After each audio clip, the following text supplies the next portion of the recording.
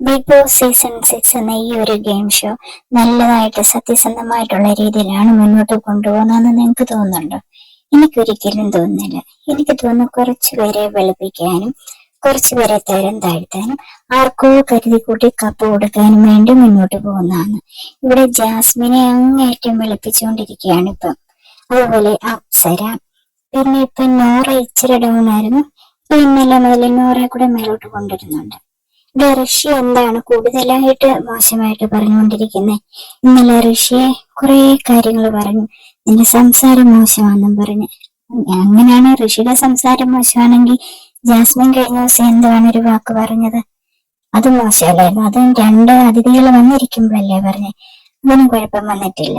റസ്മിൻ എന്താ പറയുന്നത്? Power team എന്നുള്ള ഒരു കാര്യം ഉള്ളത് കൊണ്ട് മാത്രം നിലനിന്ന് പോകുന്ന ഒരു വ്യക്തിയാണ് റസ്മിൻ. ഇന്നത്തെ എപ്പിസോഡിൽ റസ്മിൻ പറയുന്നുണ്ട്, ഈ പവർ ടീം എന്നുള്ളത് വേണമെന്നില്ല, അതിനെ കളഞ്ഞാലും സാരമില്ല എന്നുള്ള രീതിയിൽ സംസാരിക്കുന്നുണ്ട്. അപ്പൊ ലാൽ സാറും അതിന് പറയുന്നുണ്ട്, പവർ ടീം ആവശ്യമില്ലല്ലേ എന്ന്.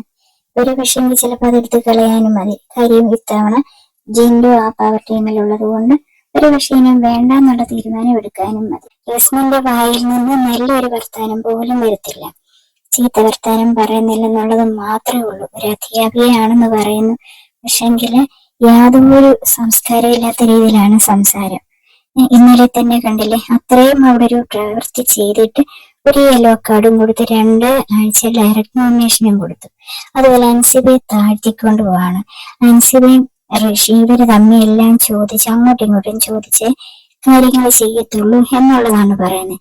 അങ്ങനെ വേണമെന്നവരിൽ ഇവിടെ ശ്രീതു അർജുനും അന്യോനും അങ്ങോട്ടും ഇങ്ങോട്ടും പറയുന്നത് നമ്മൾ പലയിടത്തും ക്യാമറയെ കാണുന്നുണ്ട്. രണ്ടുപേരും ആലോചിച്ചേ ചെയ്യുന്നുള്ളൂ. അതിന് കുഴപ്പമില്ല, ശ്രീതുവിനെയും അർജുനെയും കുഴപ്പമില്ല. പക്ഷെങ്കില് ഇവിടെ ഋഷിയെ ഇങ്ങനെ പറയുന്നു. പിന്നെ സിജു ശരിയാണ്, സിജുക്ക് ഒരു ബുദ്ധിമുട്ടുണ്ടായി പോയി തിരികെ വന്നു, വലിയ കുഴപ്പമില്ല, അതുപോലെ വലിയ ഗെയിമൊന്നും കളിക്കുന്നുമില്ല. അങ്ങനെയാണോ എന്നാ നമ്മുടെ ഞാൻ ജിൻഡോയെ ഉയർത്തി പറയുവല്ല. ജിൻഡോ മാക്സിമം എഫേർട്ട് ഇട്ടാണ് അവിടെ ചെയ്തു വന്ന ഓരോ കാര്യങ്ങളും. ആദ്യത്തെ ആഴ്ച ജിൻഡോയുടെ വായിൽ നിന്ന് മോശമായിട്ട് സംസാരം വന്നു, അതിനെ ബാൺ ചെയ്തതോടെ പിന്നീട് അങ്ങനെ ഒരു കാര്യമേ ഇല്ല. ഇവിടെ 2 ഗസ്റ്റ് വന്നപ്പോ അങ്ങേയറ്റം പുകഴ്ത്തിയാണ് ജിൻഡോയെ പറഞ്ഞത്.